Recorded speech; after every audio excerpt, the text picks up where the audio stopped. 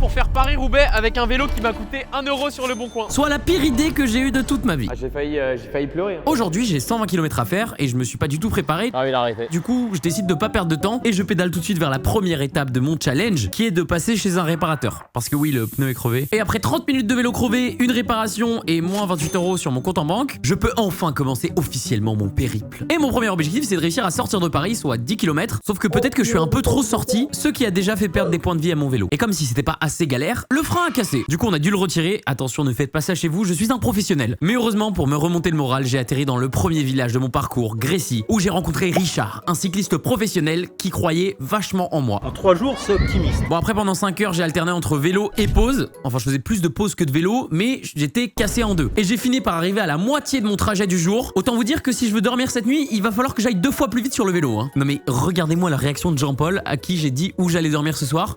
Noyon. Oula. Voyons, t'es pas encore rentré. Mais pour lui prouver qu'il avait tort de ne pas croire en moi, je suis allé dévorer un McDo et j'ai roulé non-stop pendant 4 heures. Sur des routes miteuses, hein, pas éclairées du tout. Des fois, il y avait même des tunnels abandonnés. Et après plus de 15 heures de vélo, je suis arrivé à 1h07 du matin au Airbnb. En me disant que vu l'état de mon corps, les 90 km de demain allaient être abominables.